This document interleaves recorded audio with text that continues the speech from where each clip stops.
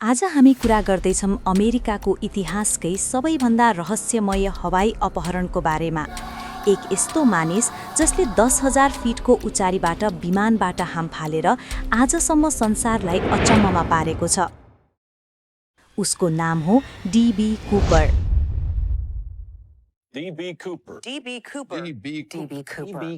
सन् 1971 November 24 Portland एयरपोर्टमा एउटा शान्त सभ्य देखिने मानिस टिकट किन्दै थियो। उसले आफ्नो नाम लेखायो ड्यान कुपर। उसले कालो सुट लगाएको थियो, आँखामा सनग्लासेस र हातमा एउटा ब्रिफकेस थियो। Dan Cooper Northwest orient एयरलाइन्सको flight 305 मा चढ्छ, जो पोर्टल्यान्डबाट सियाटल जाँदै थियो। ऊ अरू यात्रु जस्तै शान्त रूपमा आफ्नो सिटमा बस्छ, ड्रिङ्क अर्डर गर्छ र कुनै शङ्का नलाग्ने व्यवहार देखाउँछ। उडान सुरु भएको केही समयपछि उसले एकजना एयर होस्टेसलाई एउटा सानो कागज दिन्छ। पहिला त उनले गम्भीर रूपमा लिइनन्, तर जब उनले नोट पढिन् त्यहाँ लेखिएको थियो, I have a bomb in my briefcase, please come and sit next to me. Air hostess डरले क्याप्छिन्। कुपरले आफ्नो ब्रिफकेस अलिकति खोलेर तार, ब्याट्री र बम जस्तै देखिने वस्तु देखाउँछ। उसले शान्त स्वरमा भन्छ, यो हाइज्याकिङ हो। मलाई $200,000 नगद र 4वटा प्याराशुट चाहिन्छ। पाइलट, को पाइलट र फ्लाइट इन्जिनियरलाई सबै कुरा बताइन्छ। पाइलटले तुरुन्तै कन्ट्रोल टावरलाई खबर गर्छन् र त्यहाँबाट FBI र एयरपोर्ट अथोरिटीलाई जानकारी दिइन्छ। प्लेन सियाटलमा ल्यान्ड गर्छ। कुपरका सबै माग पूरा गरिन्छ।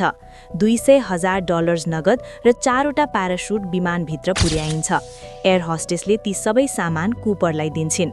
कुपरले पैसा गनेर प्याराशुट जाँच गरेर पूर्ण शान्त रूपमा सबै कुरा ठिक छ भनेर सुनिश्चित गर्छ। त्यसपछि कुपरले सबै यात्रुलाई सुरक्षित रूपमा विमानबाट ओर्लन अनुमति दिन्छ। तर कुपरले पाइलट, को पाइलट, फ्लाइट इन्जिनियर र एकजना एयर होस्टेसलाई मात्र विमानमै बस्न आदेश दिन्छ। रिफ्युलिङ सकिएपछि कुपर ककपिटमा गएर आफ्नो अन्तिम योजना बताउँछ। ऊ भन्छ, प्लेनलाई 10,000 फिटको उचाइमा उडाउनु, स्पिड कम राख्नु, ल्यान्डिङ गियर तलै राख्नु, पछाडिको स्टेयर खोल्न मिल्ने बनाउनु र मेक्सिकोतर्फ उड्नु।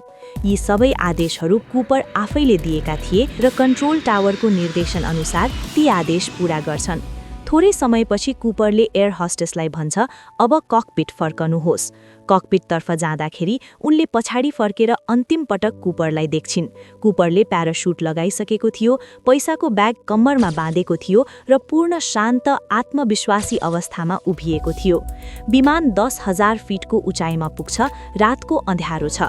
पछाडिको स्टेयर खुल्छ, चिसो हावा विमानभित्र पस्छ र केही क्षणपछि D.B. कुपर आकाशमा हाम फाल्छ।